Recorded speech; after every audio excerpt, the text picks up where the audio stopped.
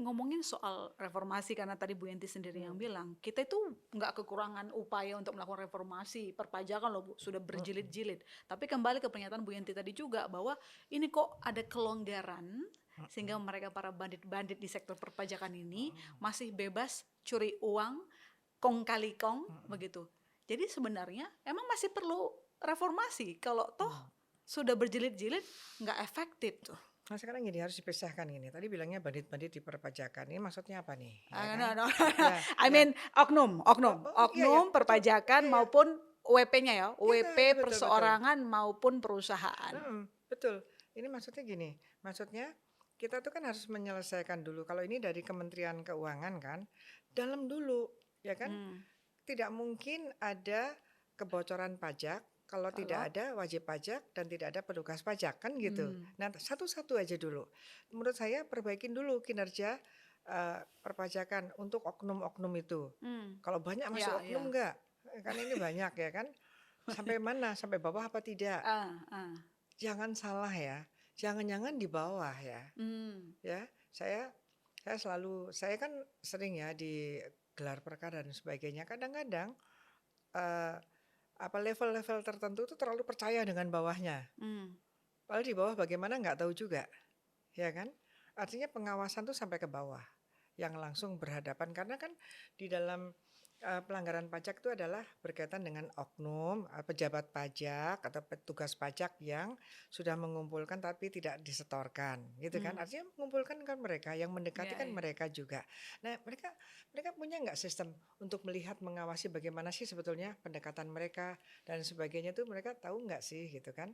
Nah, termasuk dari apa yang dikumpulkan dan kemudian tidak disetorkan. Itu kenapa? Ada nggak yang dikantonginnya? Kalau kantongnya udah penuh sekali, udah kebiasaan itu. Iya kalau udah lama udah ini yang khawatir mereka dalam tanda petik suka dimarahin ya. Jangan mereka udah budaya gitu ya. Dan kita juga punya pandangan gini. Masyarakat kita juga punya pandangan kalau ada apa ya pejabat yang bekerja di bagian logistik, di bagian pajak, di bagian keuangan, perbankan, terus kayaknya lebih, terus kita tuh seakan-akan dipaksa, ya maklum lah kan kerjanya di sana, kan itu juga kita salah, iya kan? Dinormalisasi sesuatu yang salah. Dinormalisasi, dia itu kerja di sana untuk mengurusi perpajakan, bukan untuk ngemplang pajak, ya kan? Nah itu harusnya kita jangan ada apa ya normalisasi, jangan ada apa ya semacam impunity deh. Kalau mereka oke lah, ya paham lah, itu juga salah gitu ya. Jadi kita harus benar-benar bisa menyampaikan dan mereka benar-benar harus tahu rakyat tuh ya nggak semuanya lah nggak paham atau apa. Jangan rakyat tuh udah frustasi juga ya. Artinya mau ngomong apa tapi di dalam hatinya kesel juga sih gitu ya udah tahu dan itu bahaya sekali. Sekarang gini, ini kan pajak tuh yang jelas-jelas ya pajak yang itu mungkin dalam tanda petik pengusaha dan sebagainya. Tapi pajak itu kan bukan hanya dari mereka. Rakyat kecil pun kena pajak loh. Ketika beli minuman itu yang beli abang-abang beca, yang beli orang-orang itu dia juga kena pajak lah. Nanti pajaknya dikemplang lagi. Kan marah kita. Ya kan masyarakat.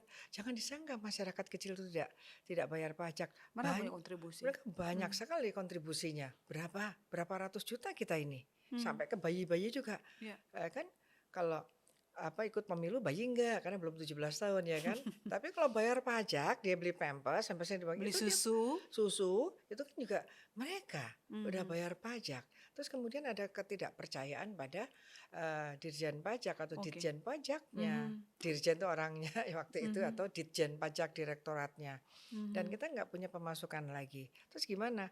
Yang membuat pajaknya ini nanti ancur-ancuran dan sebagainya siapa, tapi pajak itu kita tahu juga kesejahteraan itu sangat dipengaruhi bagaimana pemasukan pajak kita karena kita memang dari pajak paling banyak Iya kan. benar. Kalau semakin banyak yang ngemplang, banyak yang curang ya.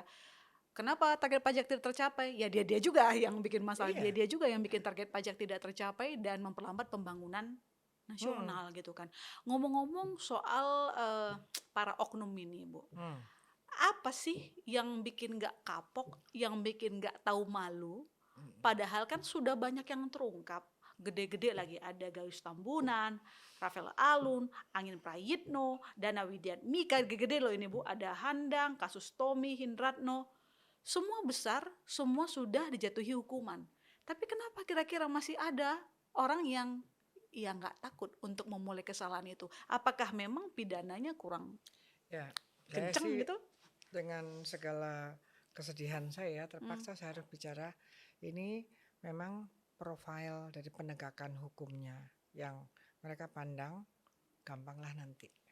gampang nanti itu maksudnya gimana tuh? Ya misalnya nanti coba-coba mulai tuntutannya direndahkan, coba-coba Hmm, bagaimana mempengaruhi hakimnya. Kalaupun lolos nanti coba-coba di LP-nya, bikin LP hmm, hmm, hmm, mewah hmm. dan sebagainya. Kan ini kebanyakan korupsi ya. Saya termasuk yang sangat tidak setuju tuh ada LP suka miskin itu loh. Sebenarnya Hmm. juga itu juga bagian dari mereka tidak tercegah dan tidak kapok. Nanti mereka mengatakan kalau saya masuk di sana pun nggak terlalu menderita lah batinnya. Kadang ketemu lagi begitu. Sehingga hari-hari berlalu cepat. Belum lagi nanti ada remisi, belum lagi. Jadi kalau misalnya di Amerika kan sering ya kita dengar ya, dipidana sekian berat itu ya, tanpa ada kemungkinan peninjauan kembali. Jadi udah Hmm. sangat certain ya, sudah sangat pasti gitu ya. Udah tahulah itu kan. Nah, di kita kan serba tidak pasti, tidak pastinya itu gini, serba tidak pasti berat, serba tidak pasti bahwa itu nggak bisa ngapa-ngapa. Ini masih banyak loh pandangan-pandangan bahwa bahwa yang dipidana itu sebetulnya nggak really nggak betul-betul di sana gitu ya. Itu kan ada di masyarakat yang ngomong begitu ya. Hmm. Bahkan ya sering kejadian kan seperti itu.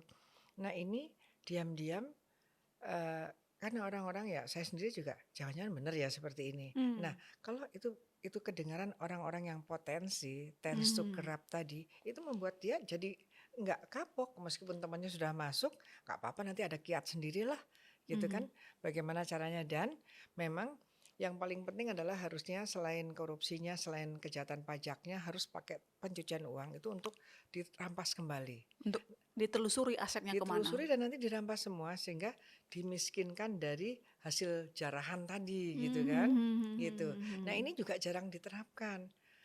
Betul, tapi kalau kejaksaan, yang ditangani kejaksaan korupsi itu selalu dengan TPPU, itu Hmm. lumayan lah. KPK apalagi enggak.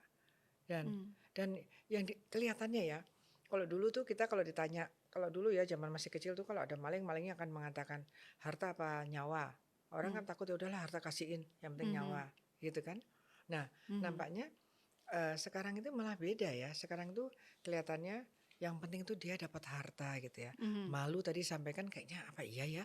Ada malu yang penting harta. Nah, harta itu ketika dia di penjara nggak apa-apa. Malu juga udah nggak ada kan? Hmm. Nggak apa-apa. Yang penting harta ini masih ada, yaitu dengan cara tidak dikenai TPPU, Hmm. tidak ada undang-undang aset recovery, sehingga Hmm. mereka tidak akan tersentuh. Jadi aset recovery itu kan orang-orang yang belum sempat dirampas Mhm. itu kan bisa bisa dirampas dengan pengadilan gugatan perdata.